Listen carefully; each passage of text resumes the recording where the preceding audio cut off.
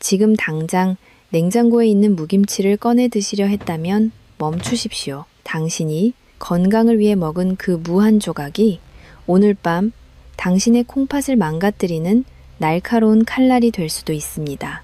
뜨끈한 소고기 뭇국에 밥 한 공기 말아 드시는 것 좋아하시죠?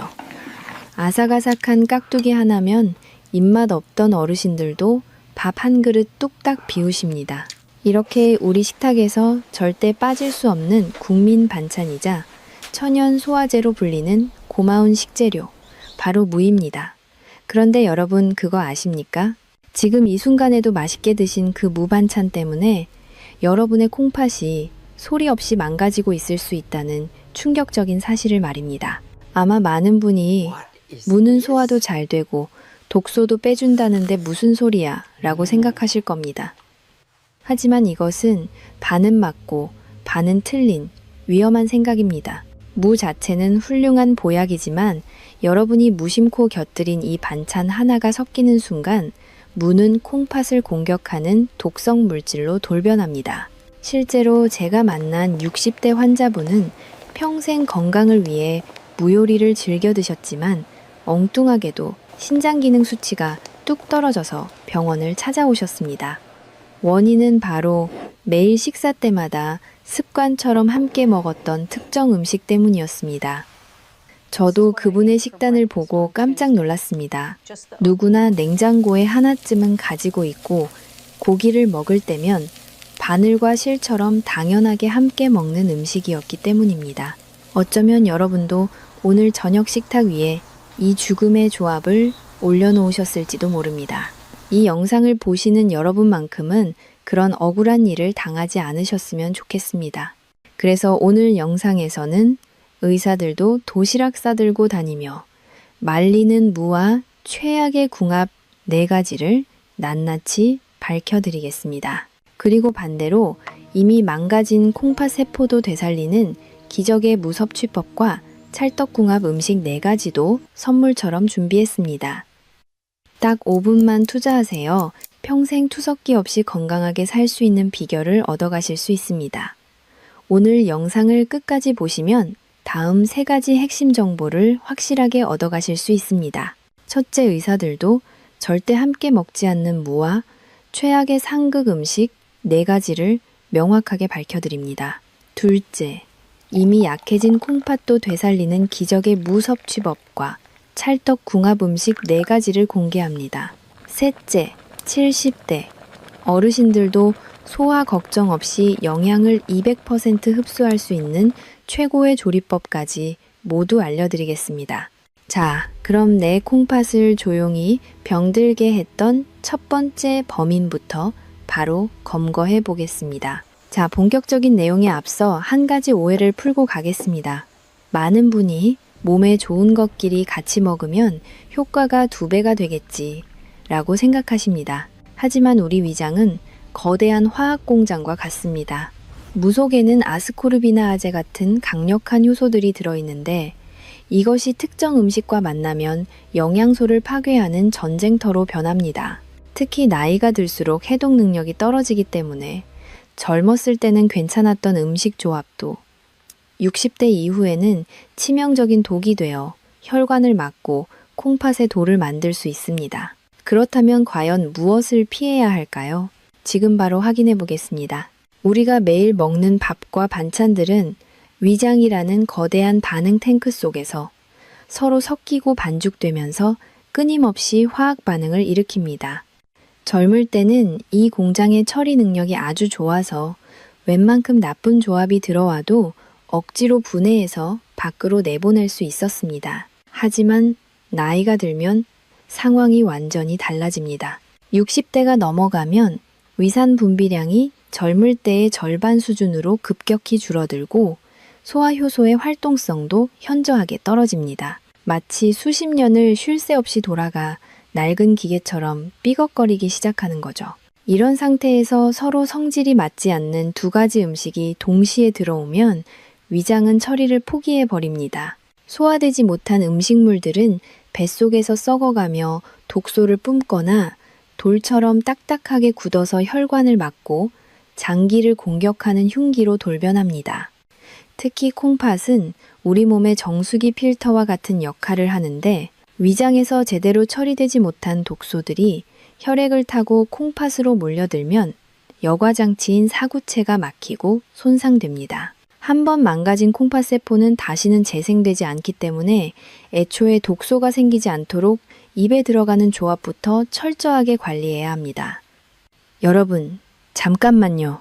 이렇게 내 몸을 살리는 귀한 정보는 한 번만 듣고 흘려보내기에는 너무 아깝지 않으신가요? 앞으로도 제가 알려드리는 핵심 건강 비법을 놓치지 않고 가장 먼저 받아보시려면 지금 바로 아래에 있는 구독 버튼을 꾹 눌러주세요. 여러분의 작은 손가락 터치 한 번이 100년 건강을 지키는 가장 큰 힘이 됩니다. 자, 그럼 이제 여러분의 콩팥을 지키기 위해 절대 피해야 할 첫 번째 상극 음식부터 자세히 알아보겠습니다. 자, 그럼 여러분의 콩팥을 위협하는 첫 번째 시한폭탄부터 제거해 보겠습니다. 그것은 바로 우리가 알록달록한 색감이 예뻐서 혹은 건강식의 대명사라고 믿어서 자주 먹었던 비빔밥이나 김밥, 그리고 보쌈김치 속에 숨어있는 당근과 오이입니다. 아마 지금 이 말씀을 듣고 원장님 채소끼리 같이 먹는데 도대체 무슨 문제가 있다는 겁니까? 라고 반문하시는 분들이 분명 계실 겁니다. 당근과 오이도 몸에 좋고 무도 몸에 좋으니 섞어 먹으면 금상첨화가 아니냐고 생각하는 것이 어찌 보면 당연합니다. 하지만 영양학적인 관점에서 볼 때 이것은 내 몸을 지켜주는 가장 강력한 방어막을 내 손으로 스스로 없애버리는 안타까운 자해 행위와 다를 바 없습니다. 그 이유를 아주 명확하게 설명해 드리겠습니다. 겨울무는 산삼과도 바꾸지 않는다는 말이 있을 정도로 비타민C와 각종 미네랄이 풍부합니다. 특히 무 속에 들어있는 풍부한 비타민C는 우리 몸의 콩팥과 혈관을 청소해주는 아주 중요한 청소 부위이자 콩팥 세포가 늙지 않게 막아주는 항산화 방패 역할을 합니다. 나이가 들면 콩팥의 여과 기능이 떨어지면서 체내에 활성산소라는 독성 찌꺼기가 많이 쌓이게 되는데 무의 비타민C가 바로 이 찌꺼기를 제거해서 콩팥의 부담을 덜어주는 핵심 역할을 하는 것입니다. 그런데 문제는 당근과 오이의 껍질 속에 들어있는 아스코르비나 아제라는 강력한 효소입니다. 이 효소의 이름은 다소 어렵지만 하는 일은 아주 단순하고 무섭습니다. 이름 그대로 비타민C를 분해해서 없애버리는 킬러 효소입니다. 우리가 무생채를 할 때 당근을 채 썰어 넣거나 비빔밥을 비빌 때 무나물과 당근이 서로 섞이는 그 순간 당근 속에 숨어있던 아스코르비나 아제가 깨어나 무 속에 있는 비타민C를 무자비하게 파괴하기 시작합니다. 연구 결과에 따르면 무와 당근을 섞어서 갈아 놓았을 때 단 몇 분 만에 비타민C의 80% 이상이 파괴되었다고 합니다. 우리가 식당에서 혹은 집에서 맛있게 먹었던 그 알록달록한 음식들이 사실은 영양가가 하나도 없는 빈 껍데기에 불과했던 것입니다. 결국 비타민C가 사라진 무를 먹는다는 것은 콩팥을 보호해줄 방패 없이 전쟁터에 나가는 병사와 같습니다. 콩팥은 활성산소의 공격을 고스란히 받게 되고 이것이 반복되면 콩팥의 노화가 빨라지고 기능이 저하될 수밖에 없습니다. 그렇다면 이미 냉장고에 당근과 오이가 잔뜩 있는데 다 갖다 버려야 할까요? 아닙니다. 이 치명적인 궁합을 피하면서도 안전하게 드실 수 있는 아주 간단한 마법 같은 비법이 있습니다. 바로 식초입니다. 아스코르비나아제라는 효소는 산성에 매우 약한 특징이 있습니다. 그래서 무와 당근 오이를 함께 무치거나 요리할 때 식초를 한 스푼만 넣어주시면 됩니다. 식초의 새콤한 성분이 효소의 활동을 억제해서 무의 소중한 비타민C가 파괴되는 것을 막아줍니다. 식초가 콩팥을 지키는 든든한 보디가드 역할을 하는 셈입니다.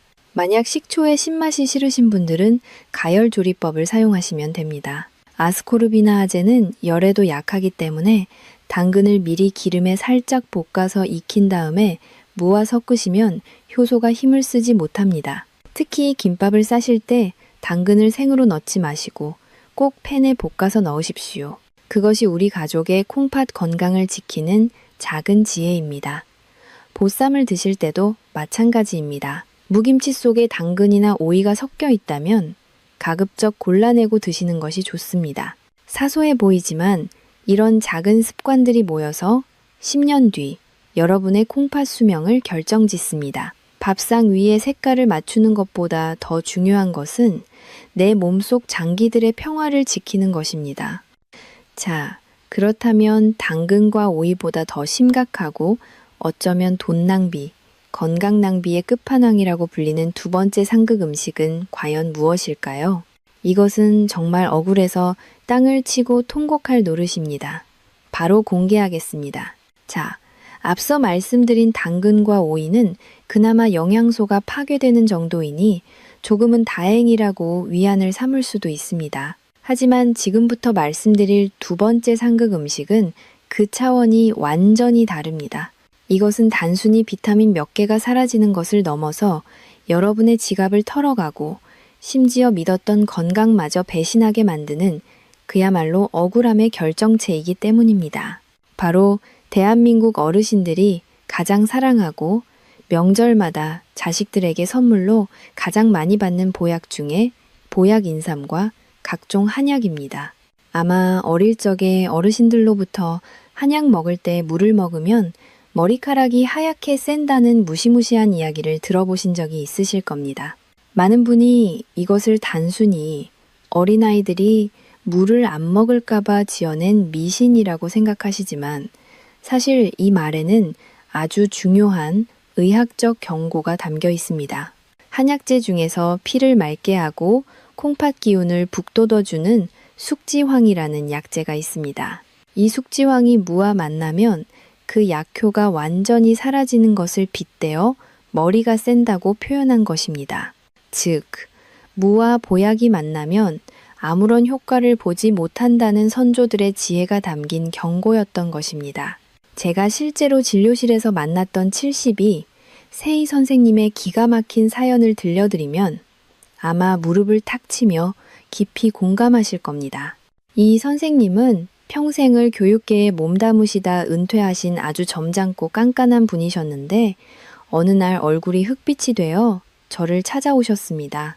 선생님은 최근 들어 자꾸만 손발이 얼음장처럼 차갑고 다리에 힘이 풀려 주저앉을 것 같다고 하셨습니다. 더 심각한 건 소변에 거품이 잔뜩 끼면서 밤마다 화장실을 대여섯 번씩 들락거리느라 잠을 한숨도 못 잔다는 것이었습니다. 병원 정밀 검사 결과는 초기 만성 콩팥병이 진행 중인 상황이었습니다. 콩팥 기능 수치인 크레아티닌 수치가 정상 범위를 벗어났고 단백뇨도 심각하게 보였습니다. 그런데 상담을 하던 중에 아주 이상하고도 안타까운 점을 발견했습니다. 이 선생님은 은퇴 후 급격히 떨어진 기력을 회복하겠다며 자식들이 큰맘 먹고 백화점에서 사들인 최고급 6년근 홍삼 농축액을 무려 6개월째 하루도 빠짐없이 드시고 계셨던 것입니다. 홍삼은 면역력을 높이고 혈액순환을 돕는 최고의 건강식품인데 왜 선생님의 몸은 오히려 더 차가워지고 콩팥은 망가지고 있었던 것일까요? 도무지 이해가 가지 않는 상황에서 저는 선생님의 식단 일기를 탐정처럼 꼼꼼히 살펴보았습니다. 그리고 마침내 범인을 찾아냈습니다. 범인은 바로 선생님이 식사 때마다 습관적으로 드셨던 아삭한 깍두기와 시원한 동치미였습니다. 선생님은 아침 공복에 쌉싸름한 홍삼 농축액을 한 숟가락 드신 직후에 쓴맛을 없애기 위해 입가심으로 시원하고 아삭한 깍두기를 서너 개씩 집어 드시는 습관이 있었습니다.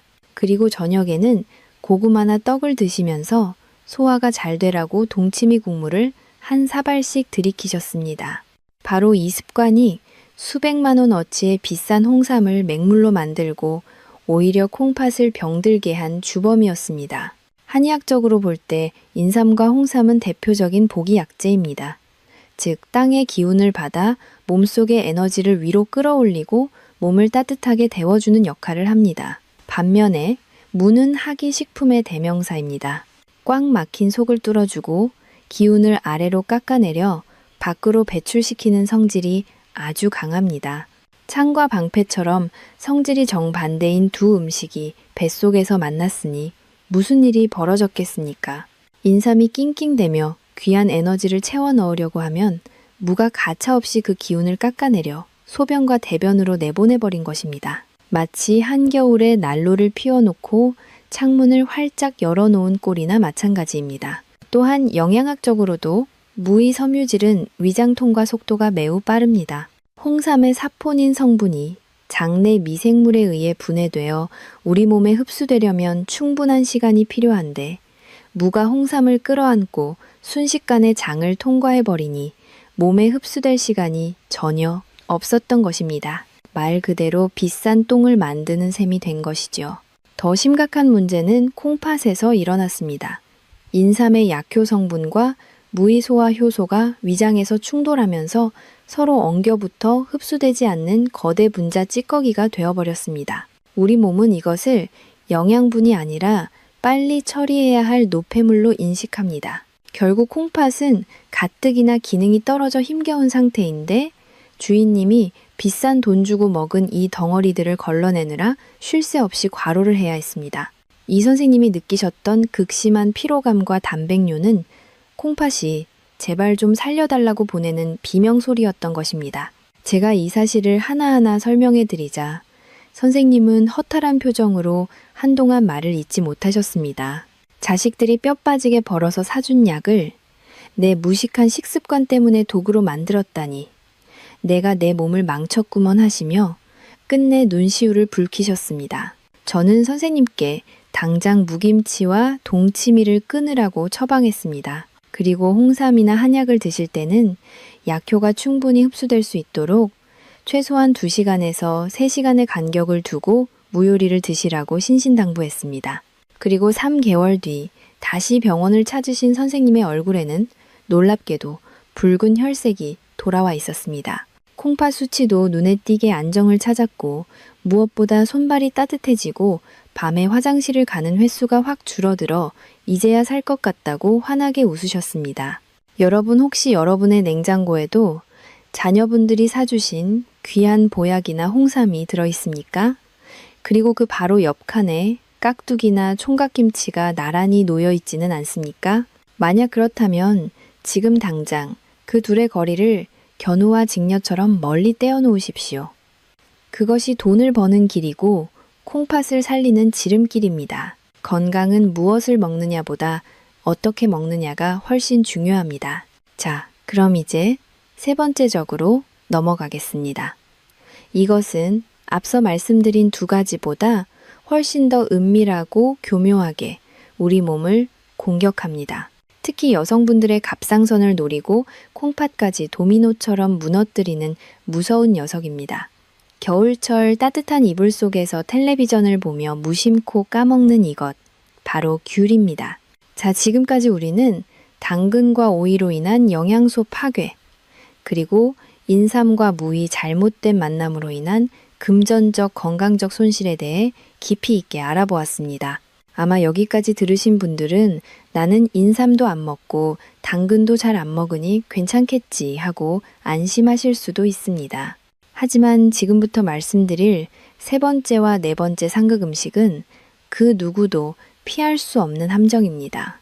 왜냐하면 이것들은 대한민국 겨울철 가정집에서 너무나 흔하게 볼 수 있는 국민 간식이자 반찬이기 때문입니다. 특히 여성분들의 갑상선 건강과 어르신들의 피부 건강을 위해 이 부분은 절대 놓치시면 안 됩니다. 3번째로 경고할 위험한 짝꿍은 바로 겨울철 따뜻한 전기장판 위에서 텔레비전을 보며 까먹는 새콤달콤한 귤입니다. 겨울에 뜨끈한 소고기 묵국이나 무조림으로 저녁 식사를 맛있게 하시고 후식으로 귤 한 바구니를 가족들과 나눠 드시는 풍경은 우리에게 너무나 익숙하고 정겨운 모습입니다. 하지만 의사인 제 입장에서 볼 때 이 모습은 시한폭탄을 돌리는 것과 다름없어 보여 가슴이 철렁 내려앉습니다.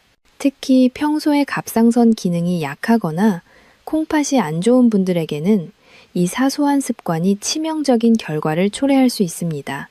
그 무서운 이유를 설명해 드리겠습니다. 물을 섭취하면 우리 몸속에서 대사 과정을 거치며 티오시아네이트라는 물질이 생성됩니다.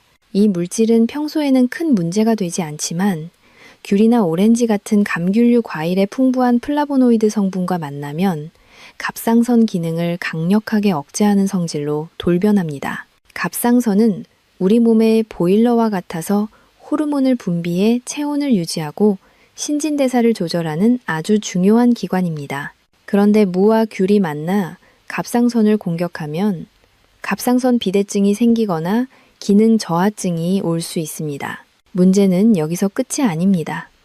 갑상선 기능이 떨어져 신진대사가 느려지면 우리 몸의 혈액순환이 급격히 나빠집니다. 혈액순환이 안 되면 가장 먼저 타격을 입는 장기가 바로 콩팥입니다. 콩팥은 쉴 새 없이 혈액을 공급받아 걸러내야 하는데 피가 잘 돌지 않으니 콩팥세포가 서서히 굶어 죽게 되는 것입니다. 결국 무심코 먹은 귤 몇 개가 나비 효과처럼 번져서 갑상선을 망가뜨리고 콩팥까지 도미노처럼 무너뜨리는 것입니다. 그러니 오늘부터는 무가 들어간 식사를 하셨다면 귤은 최소한 2시간 뒤로 미루시거나 다른 날 간식으로 드시는 지혜가 필요합니다. 자, 이제 마지막 4번째 상극 음식을 말씀드릴 차례입니다. 이것은 특히 소화기가 약하고 피부가 예민한 어르신들이 꼭 주의하셔야 합니다. 바로 잡채나 볶음 요리에 자주 들어가는 목이버섯입니다. 쫄깃한 식감 때문에 목이버섯 좋아하시는 분들 많으시죠? 잡채를 할 때 무나물과 목이버섯을 같이 넣고 버무려 드시는 경우가 종종 있습니다. 하지만 한의학적으로 볼 때 무와 목이버섯은 둘 다 성질이 서늘하고 차가운 식품에 속합니다. 나이가 들어 위장 기능이 떨어진 상태에서 찬 성질의 음식이 한꺼번에 들어오면 위장은 마치 얼음물을 뒤집어 쓴 것처럼 굳어버립니다. 더구나 목이버섯에는 특유의 효소가 들어있는데 이것이 무의 생화학 성분과 만나면 예민한 분들에게는 알레르기 반응을 유발할 수 있습니다. 실제로 제가 치료했던 68세 여성 환자분은 원인을 알 수 없는 피부 가려움증과 심한 속 더부룩함 때문에 고생하셨습니다. 피부과 약을 먹어도 낫지 않던 이 증상은 식단을 조절하면서 씻은 듯이 사라졌습니다. 그분의 식단에는 항상 무채, 무침과 목이버섯 볶음이 함께 있었습니다. 두 가지가 뱃속에서 만나 가스를 유발하고 그 독소가 피부로 표출되었던 것입니다. 특히 콩팥이 안 좋은 분들은 피부 가려움증인 소양증을 앓는 경우가 많은데 이런 분들이 무와 목이버섯을 함께 드시면 불난집에 기름을 붓는 격이 됩니다. 소화가 안 되어 배에 가스가 차면 복압이 올라가고 이는 곧 뒤쪽에 있는 콩팥을 압박하여 혈류를 방해하는 원인이 되기도 합니다. 사랑하는 구독자 여러분, 여기까지 들으시면서 혹시 너무 걱정되거나 무서우신가요? 내가 그동안 너무 잘못 먹고 살았구나 하며 자책하고 계시지는 않나요?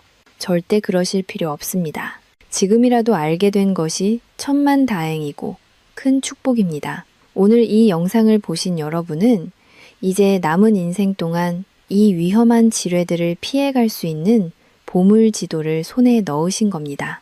이 귀한 정보를 잊지 않겠다는 다짐으로 지금 아래 댓글창에 콩팥을 지키자 라고 한 번씩만 적어주세요. 여러분의 작은 다짐이 뇌에 각인되어 실제로 식습관을 바꾸는 강력한 힘이 됩니다.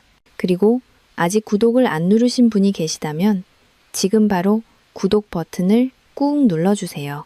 여러분이 건강해지는 그날까지 제가 옆에서 든든한 주치의가 되어드리겠습니다. 자, 지금까지는 무와 함께 먹으면 독이 되는 음식들을 알아보며 가슴을 쓸어내리셨을 겁니다. 그렇다면 도대체 무를 어떻게 먹어야 약이 되는 걸까요? 안 되는 것만 잔뜩 들어서 답답하셨죠. 이제부터는 분위기를 바꿔서 희망찬 이야기를 해보겠습니다. 죽어가던 콩팥 세포도 벌떡 일으켜 세우고 막힌 혈관을 시원하게 뚫어주는 기적의 무섭취법과 환상의 짝꿍 4가지를 지금부터 시원하게 공개하겠습니다. 특히 첫 번째로 소개해드릴 이 방법은 뼈가 약하고 소변 보기가 힘든 분들에게는 그야말로 산삼보다 귀한 명약이 될 것입니다. 자, 지금까지 제 이야기를 들으시면서 혹시 마음이 조금 무거우셨나요? 내가 그동안 즐겨 먹었던 음식들이 내 몸을 공격하고 있었다니 참으로 허탈하고 걱정되셨을 겁니다. 하지만 이제부터는 그런 걱정을 모두 내려놓으시고 희망을 가지셔도 좋습니다. 지금부터 제가 들려드릴 이야기는 여러분의 망가진 식습관을 바로잡고 죽어가는 콩팥 세포를 기적처럼 되살려낼 반전의 드라마이기 때문입니다. 앞서 말씀드린 4가지 상극 음식을 피하는 것이 건강을 지키는 방패였다면 지금부터 소개해드릴 4가지 찰떡 궁합 음식과 조리법은 여러분의 몸을 강철처럼 단단하게 만드는 강력한 창이 될 것입니다. 그 대망의 첫 번째 주인공은 바로 1,000원 한 장이면 시장에서 얼마든지 구할 수 있는 서민의 보약, 바로 무말랭이입니다. 아마 A 원장님 겨우 무말랭이요. 그거 그냥 밑반찬으로 먹는 거 아닙니까? 라고 실망하실 수도 있습니다. 하지만 의사인 제가 단언컨대 60대 이후의 어르신들에게는 비싼 산삼이나 녹용보다 이 흔한 무말랭이가 100배, 1000배 더 귀한 명약입니다. 왜냐하면 무가 햇볕을 받아 말라가는 과정에서 우리 몸이 상상할 수 없는 놀라운 생화학적 기적이 일어나기 때문입니다. 우리는 흔히 싱싱한 채소가 가장 좋다고 생각하지만 무는 예외입니다. 무는 수분이 90% 이상인 채소인데 이것을 햇볕에 바짝 말리면 수분은 날아가고 그 자리에 영양소가 고농축으로 응축됩니다. 연구 결과에 따르면 무를 말렸을 때 뼈 건강의 핵심인 칼슘 함량은 생무보다 무려 22배 이상 폭발적으로 증가합니다. 철분은 48배, 식이섬유는 15배나 늘어납니다. 우리가 뼈 건강을 위해 억지로 마시는 우유보다 칼슘이 더 풍부하고 멸치보다 흡수율이 좋은 것이 바로 이 무말랭이입니다. 즉, 무말랭이를 먹는다는 것은 콩팥과 뼈를 동시에 살리는 일석이조의 효과를 누리는 것입니다. 제가 만났던 68 세최 여사님의 이야기는 이 무말랭이의 기적을 증명하는 가장 확실한 증거입니다. 최 여사님은 저를 찾아오셨을 때 지팡이 없이는 한 걸음도 떼기 힘들어 하셨습니다. 젊어서부터 고된 일을 많이 하신 탓도 있지만 더 큰 원인은 만성 콩팥병으로 인해 뼈가 급속도로 약해졌기 때문입니다. 한의학에서는 신주골이라고 하여 콩팥이 뼈를 주관한다고 봅니다. 콩팥 기능이 떨어지면 소변으로 칼슘이 줄줄 새어나가 뼈가 스펀지처럼 구멍이 뚫리고 약해지는 것입니다. 최 여사님은 골다공증 수치가 너무 심각해서 의사들조차 수술을 꺼릴 정도였고 밤마다 허리가 끊어질 듯한 통증 때문에 진통제를 달고 사셨습니다. 하지만 진통제는 콩팥을 더 망가뜨리는 독이었기에 악순환의 연속이었습니다. 저는 최 여사님께 진통제를 줄이는 대신 매일 이 차를 물처럼 드시라고 처방했습니다. 바로 무말랭이 차였습니다. 처음에는 반신반의 하셨습니다. 겨우 무말린 물을 먹고 내 뼈가 좋아지겠어 라고 의심하셨지만 지푸라기라도 잡는 심정으로 매일 따뜻한 무말랭이 차를 보온병에 담아 다니며 수시로 드셨습니다. 그리고 딱 1년 뒤 기적 같은 일이 벌어졌습니다.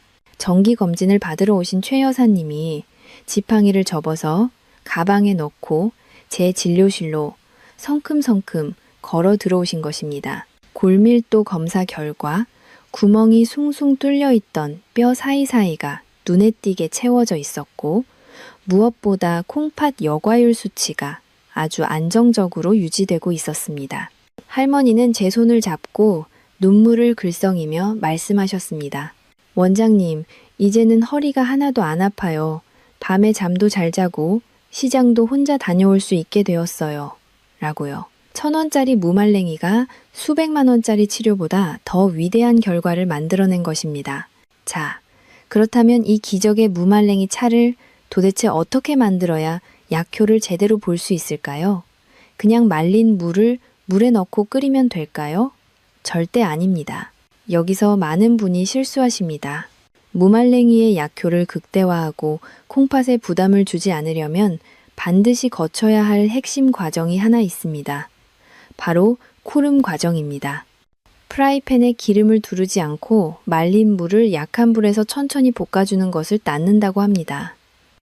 생무는 성질이 차갑지만 이렇게 불에 데서주면 성질이 따뜻하게 변합니다. 나이가 들면 기초 체온이 떨어지고 콩팥이 차가워지는데 따뜻한 성질로 변한 무말랭이 차가 들어가면 콩팥을 따뜻하게 데워주어 혈액순환을 돕고 노폐물 배출을 촉진합니다. 지금부터 종이와 펜을 꺼내서 제가 알려드리는 황금 레시피를 꼭 적어두십시오.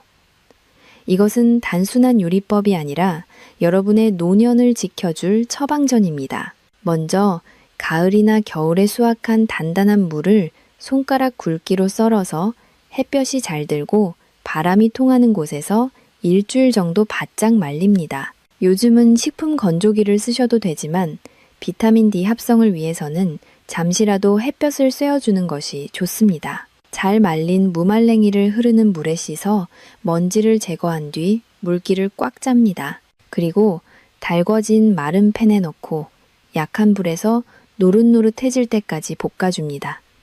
이때 구수한 숭늉 냄새가 날 때까지 충분히 볶아주셔야 합니다. 물이 팔팔 끓어오르면 약한 불로 줄여서 20분 정도 더 은근하게 우려내십시오.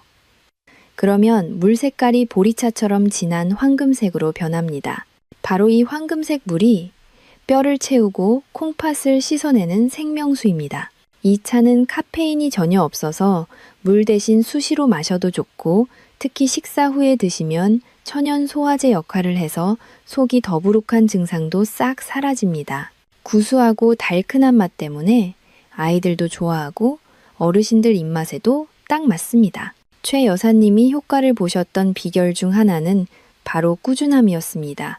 아침에 일어나서 따뜻하게 한 잔, 식사 후에 한 잔, 그리고 잠들기 전에 한 잔, 이렇게 하루 3번을 꼬박꼬박 챙겨 드셨습니다.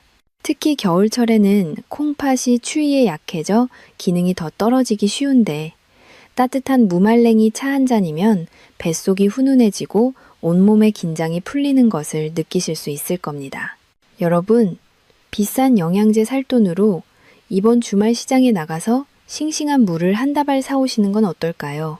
베란다 채반에 물을 썰어 널어놓고 그것이 꼬들꼬들하게 말라가는 모습을 보는 것만으로도 이미 건강해지는 기분이 드실 겁니다.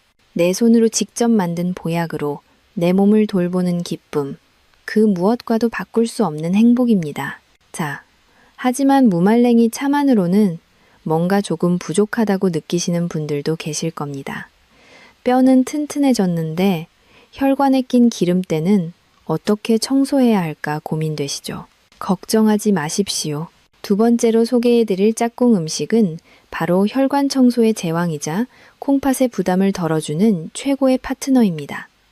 우리 밥상에 가장 자주 올라오는 생선, 바로 고등어입니다. 무와 고등어가 만나면 어떤 놀라운 시너지 효과가 일어나는지, 그리고 콩팥을 살리기 위해 비린내 없이 완벽하게 조리하는 비법은 무엇인지 다음 장에서 낱낱이 공개하겠습니다. 자, 방금 말씀드린 무말랭이 차로 뼈를 튼튼하게 채우셨다면 이제는 우리 몸 구석구석을 흐르는 혈관을 대청소할 시간입니다. 콩팥이 제 기능을 하려면 무엇보다 피가 맑아야 하고 그 피가 콩팥으로 막힘없이 흘러 들어가야 합니다. 만약 혈관에 기름때가 끼어 끈적끈적해지면 콩팥은 그 더러운 피를 걸러내느라 과부하가 걸리고 결국 망가질 수밖에 없습니다. 그래서 제가 두 번째로 강력하게 추천하는 짝꿍 음식은 바로 바다의 볼이라고 불리는 고등어입니다. 아마 고개를 갸웃하시는 분들도 계실 겁니다. 원장님 콩팥 안 좋으면 등푸른 생선 조심하라고 하던데요. 라고 걱정하시는 마음 충분히 이해합니다. 하지만 조리법과 짝꿍만 잘 만나면 고등어는 오히려 콩팥을 살리는 최고의 보약이 됩니다. 그 비밀의 열쇠가 바로 무에 있습니다. 게다가 무에는 단백질 분해 효소와 지방 분해 효소가 가득 들어 있어서 기름진 고등어의 소화를 돕습니다. 어르신들 중에 고등어만 드시면 속이 더부룩하고 신물이 올라온다는 분들이 계신데 무와 함께 드시면 그런 증상이 거짓말처럼 사라집니다. 무가 생선의 기름기를 분해해서 담백하게 만들고 소화 흡수율을 높여주기 때문입니다. 그래서 제가 추천하는 최고의 조리법은 바로 고등 어묵조림입니다. 한국인의 밥상에서 가장 사랑받는 메뉴이지만 건강하게 만드는 비법은 따로 있습니다. 지금부터 콩팥을 살리는 고등 어묵조림 황금 레시피를 알려드리겠습니다. 먼저 가을 무를 1cm에서 1.5cm 두께로 큼직하고 도톰하게 썹니다. 너무 얇게 썰면 조리는 과정에서 다 으스러져 버리기 때문에 약간 두께감이 있어야 합니다. 그리고 냄비 바닥에 물을 빈틈없이 깔아줍니다. 이것이 핵심 포인트입니다. 물을 바닥에 깔면 생선이 냄비에 눌어붙어 타는 것을 막아줄 뿐만 아니라 무에서 나온 시원한 채수가 위로 올라오면서 고등어 살 속으로 스며들어 비린내를 싹 잡아줍니다. 무 위에 손질한 고등어를 얹고 양념장을 붓습니다. 이때 양념장은 되도록 슴슴하게 만드시는 것이 콩팥 건강에 좋습니다. 간장량을 평소의 절반으로 줄이고 대신 고춧가루와 마늘, 그리고 생강을 넉넉히 넣으십시오. 특히 생강은 고등어의 비린내 성분인 트리메틸아민을 제거하는 데 탁월합니다. 물을 자박하게 붓고 처음에는 뚜껑을 연 채로 센 불에서 5분 정도 끓입니다. 여기서 뚜껑을 여는 것이 아주 중요합니다. 비린내 성분은 휘발성이라서 끓기 시작할 때 뚜껑을 열어두어야 공기 중으로 날아갑니다. 처음부터 뚜껑을 닫으면 비린내가 냄비 안에 갇혀서 음식 맛을 망치게 됩니다. 비린내가 어느 정도 날아가면 그때 뚜껑을 닫고 중불이나 약불에서 20분 이상 푹 졸여줍니다. 이때 무의 기적 같은 변화가 일어납니다.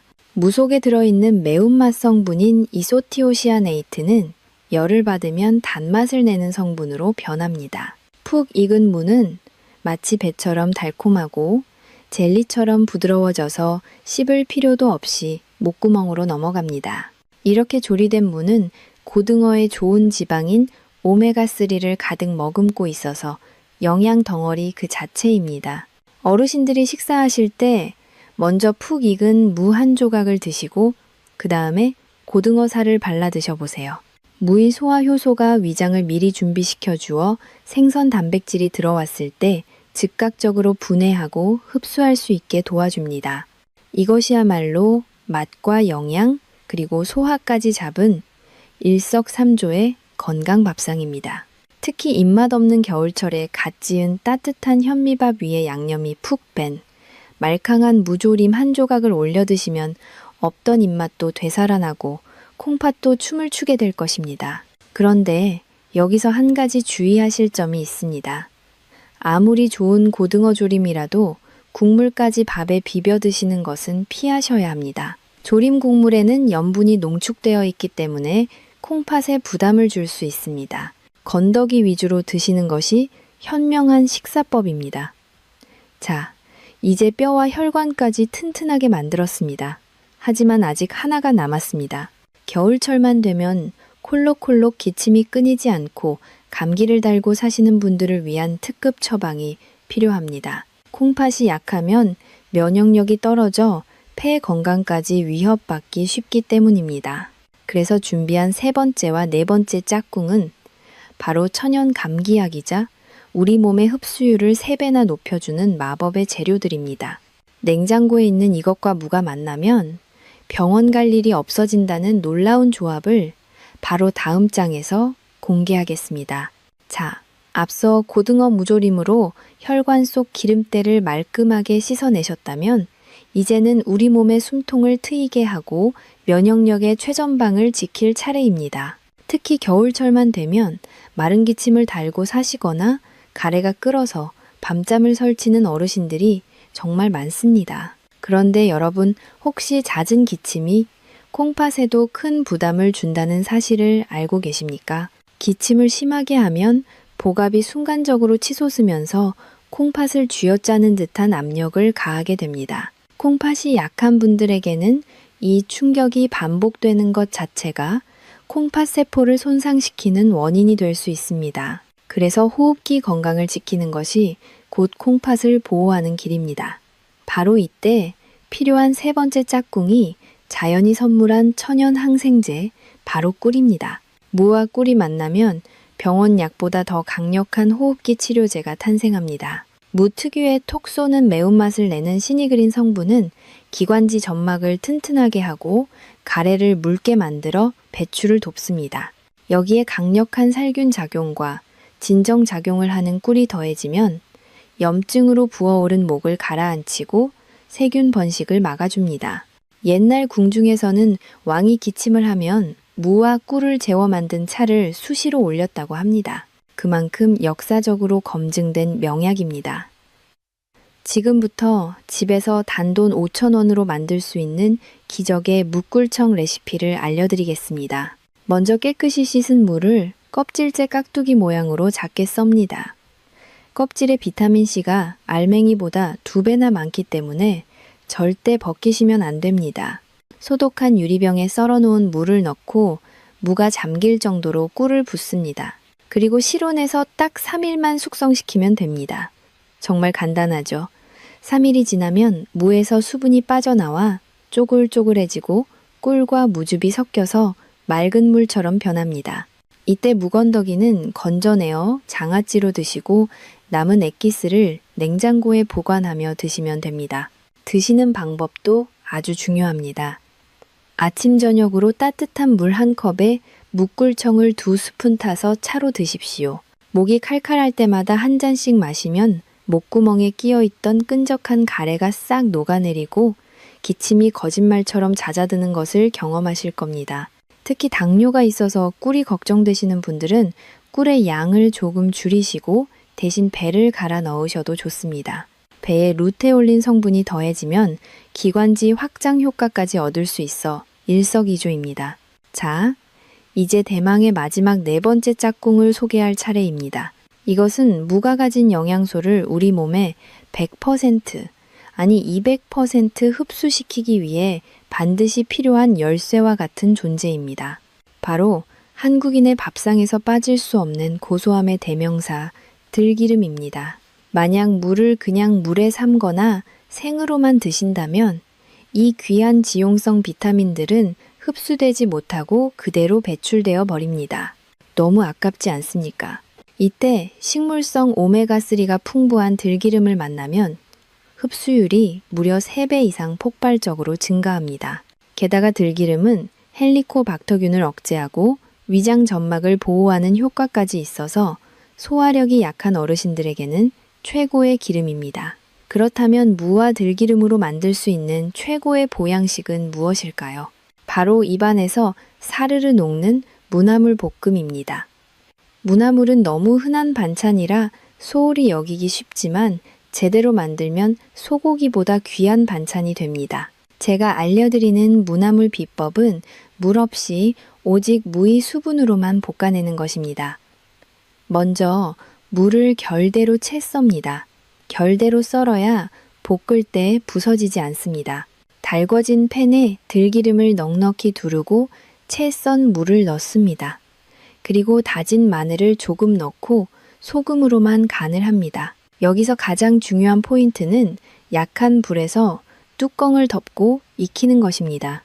물을 넣지 않아도 무 자체에서 나온 달큰한 채수가 들기름과 섞이면서 자작하게 국물이 생깁니다.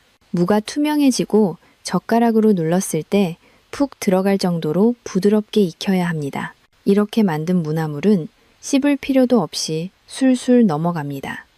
치아가 약한 어르신들에게는 이보다 더 좋은 반찬이 없습니다. 따뜻한 밥 위에 들기름 향이 가득한 무나물을 듬뿍 올려서 비벼 드셔보세요. 고소한 들기름이 무의 영양소를 감싸 안고 세포 하나하나까지 전달해 줄 것입니다. 특히 이 요리는 장운동을 촉진해서 노년기의 골칫거리에 해당하는 변비를 해결하는 데도 탁월한 효과가 있습니다. 장이 깨끗해지면 콩팥으로 가는 독소가 줄어들어 콩팥 건강까지 덩달아 좋아지는 선순환이 일어납니다. 자, 정리해 보겠습니다. 기침을 멈추게 하고 폐를 촉촉하게 적셔주는 무꿀청, 그리고 지용성 비타민의 흡수를 돕고 위장을 편안하게 하는 들기름 무나물 볶음. 이 두 가지는 큰돈 들이지 않고도 집에서 누구나 쉽게 실천할 수 있는 최고의 건강법입니다. 냉장고에 있는 흔한 재료들이지만 어떻게 쓰느냐에 따라 독이 되기도 하고 명약이 되기도 합니다. 오늘 제가 알려드린 레시피대로 이번 주말 식탁을 차려보시는 건 어떨까요? 가족들이 둘러앉아 따뜻한 묵꿀차를 마시고 고소한 무나물에 밥을 비벼 먹는 모습. 상상만 해도 건강해지는 기분이 들지 않으십니까? 이제 우리의 긴 여정이 거의 끝나갑니다. 오늘 영상에서 쏟아진 수많은 정보 때문에 머리가 조금 복잡하실 수도 있을 겁니다. 그래서 다음 마지막 장에서는 오늘 배운 내용 중 이것만은 꼭 기억해야 한다 하는 핵심 포인트를 아주 알기 쉽게 콕 집어 정리해드리고 여러분의 가슴을 울릴 마지막 당부의 말씀으로 마무리하겠습니다. 건강한 노후를 위한 마지막 퍼즐 조각을 맞추러 함께 가보시죠. 자, 이제 긴 여정의 마침표를 찍을 시간입니다. 오늘 우리는 식탁 위에 흔한 무 하나가 잘못 먹으면 내 몸을 찌르는 칼이 될 수도 있고 잘 먹으면 죽어가는 세포를 살리는 명약이 될 수도 있다는 놀라운 사실을 함께 확인했습니다. 아마 오늘 들으신 내용이 너무 많아서 머릿속이 복잡하실 수도 있습니다. 그래서 제가 여러분의 기억 속에 꼭 저장해야 할 핵심 내용을 아주 간단하고 명쾌하게 정리해 드리겠습니다. 딱 두 가지만 기억하시면 됩니다. 첫째, 절대 만나지 말아야 할 4가지 악연을 끊어내십시오. 내 몸의 방어막인 비타민C를 파괴하는 당근과 오이 비싼 돈을 주고 산 보약의 효과를 씻어내버리는 인삼과 한약, 갑상선 기능을 위협하여 콩팥까지 힘들게 하는 귤, 그리고 소화, 불량과 피부, 가려움증을 일으키는 목이버섯은 무와 최소한 2시간 이상 떨어뜨려 놓으셔야 합니다. 이것은 타협할 수 없는 철칙입니다. 둘째, 최고의 단짝 친구들을 곁에 두십시오. 구멍난 뼈를 채우고 콩팥을 따뜻하게 하는 무말랭이, 차끈적한 혈관을 씻어내는 고등어 조림, 지긋지긋한 기침을 잠재우는 묵꿀청, 그리고 영양소 흡수율을 폭발적으로 높이는 들기름 무나물은 여러분의 콩팥과 온몸을 지키는 4대 천왕입니다. 밥상 위에 반찬을 바꾸는 것이 내 몸의 운명을 바꿉니다. 사랑하는 구독자 여러분, 제가 병원에서 수많은 환자분들을 뵈면서 깨달은 진리가 하나 있습니다. 세상에서 가장 슬픈 일은 돈이 없어서 치료를 못 받는 것이 아니라 몰라서 내 몸을 망치는 것입니다. 제가 만난 이 선생님이나 최 여사님처럼 평생을 성실하게 살아오신 분들이 잘못된 식습관 하나 때문에 병상에 누워 후회하시는 모습을 볼 때마다 저는 의사로서 가슴이 미어집니다. 반면에 사소한 습관 하나를 지켜서 80세가 넘어서도 자식들의 부축 없이 여행을 다니며 인생의 황금기를 즐기시는 분들도 계십니다. 건강한 노후는 로또 복권처럼 우연히 찾아오는 행운이 아닙니다. 매일 아침 내가 입으로 가져가는 숟가락 끝에서 결정되는 필연적인 결과입니다. 많은 어르신들이 자식들에게 짐이 될까봐 걱정하십니다. 나중에 아파서 자식들 고생시키면 어떡하나 하고 말이죠. 그 마음 저도 잘 압니다. 그렇다면 오늘부터 당장 실천하십시오. 비싼 보약을 사 먹는 것보다 올바른 방법으로 무 하나를 챙겨 먹는 것이 자식들을 위하는 가장 큰 사랑입니다. 여러분이 건강하게 두 발로 걷고 웃으며 식사하는 모습이야말로 자식들에게 줄 수 있는 최고의 유산이자 선물이기 때문입니다. 오늘 이 영상이 여러분의 남은 인생을 바꾸는 작은 불씨가 되었기를 바랍니다. 혼자만 알고 건강해지기에는 너무나 귀하고 중요한 정보입니다. 지금 바로 공유 버튼을 눌러서 사랑하는 가족들과 친구들, 그리고 경로당의 이웃들에게 이 영상을 선물해 주세요. 특히 매일 무생채에 밥을 비벼 드시는 친구분이 계시다면 꼭 알려주셔서 그분의 콩팥 건강도 지켜주시길 부탁드립니다. 좋은 것을 나누면 기쁨이 배가 되고 건강을 나누면 수명이 배가 된다고 합니다. 저는 앞으로도 여러분이 100세까지 팔팔하게 삶을 즐기실 수 있도록 더 정확하고 실천하기 쉬운 건강 정보로 찾아오겠습니다. 오늘 내용이 도움이 되셨다면 구독과 좋아요 버튼을 꾹 눌러주세요. 여러분의 따뜻한 관심이 제가 영상을 만드는 가장 큰 힘이 됩니다. 혹시 오늘 내용 중에 궁금한 점이 있거나 여러분만의 무요리 비법이 있다면 댓글로 남겨주세요. 제가 틈나는 대로 읽어보고 소통하겠습니다. 날씨가 춥거나 더울 때나 비가 오나 눈이 오나 여러분의 식탁에는 항상 건강한 음식과 행복한 웃음이 가득하기를 기원합니다. 여러분은 지금보다 훨씬 더 건강해질 자격이 있습니다. 지금까지 여러분의 주치의였습니다. 감사합니다.